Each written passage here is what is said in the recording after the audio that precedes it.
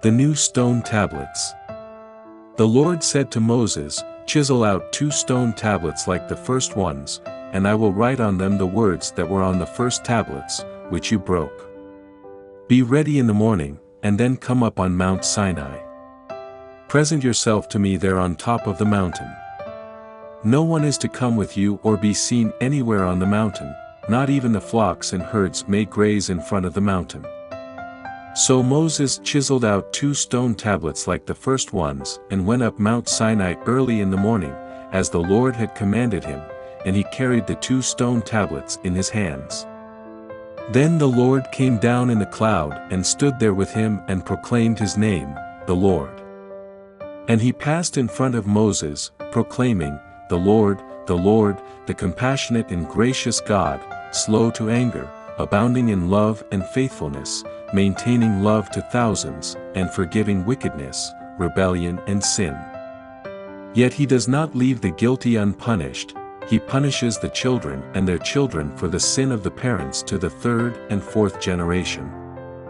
Moses bowed to the ground at once and worshipped. "Lord," he said, "if I have found favor in your eyes, then let the Lord go with us. Although this is a stiff-necked people, forgive our wickedness and our sin, and take us as your inheritance." Then the Lord said, "I am making a covenant with you. Before all your people I will do wonders never before done in any nation in all the world. The people you live among will see how awesome is the work that I, the Lord, will do for you.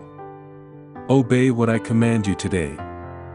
I will drive out before you the Amorites, Canaanites, Hittites, Perizzites, Hivites and Jebusites. Be careful not to make a treaty with those who live in the land where you are going, or they will be a snare among you. Break down their altars, smash their sacred stones and cut down their Asherah poles. Do not worship any other god, for the Lord, whose name is jealous, is a jealous God.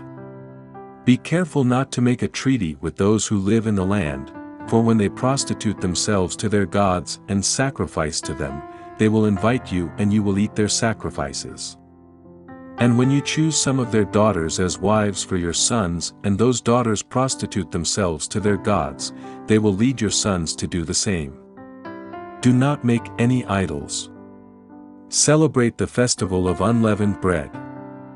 For 7 days eat bread made without yeast, as I commanded you.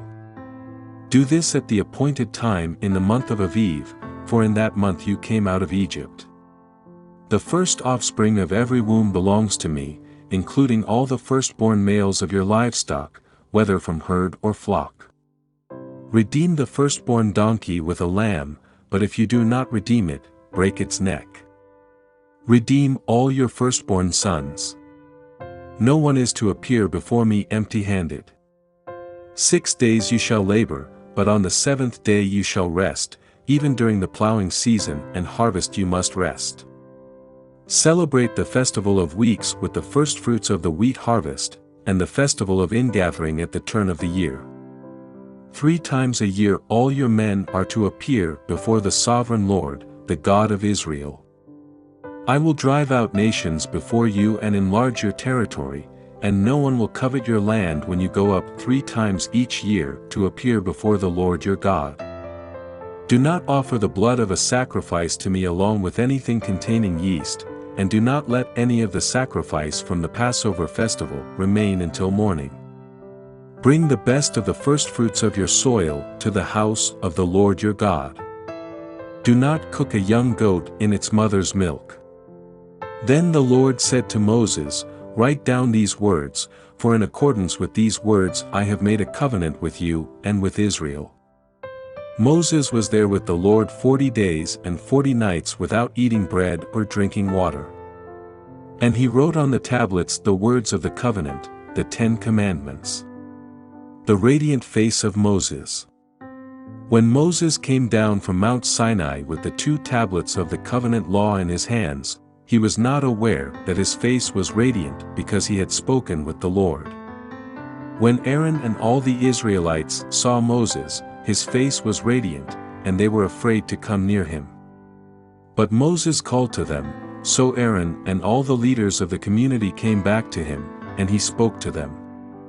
Afterward all the Israelites came near him, and he gave them all the commands the Lord had given him on Mount Sinai.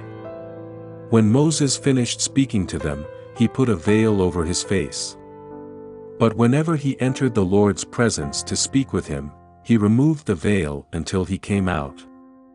And when he came out and told the Israelites what he had been commanded, they saw that his face was radiant. Then Moses would put the veil back over his face until he went in to speak with the Lord. Thank you for listening to the word of the Lord. Find out how to help our project in the description.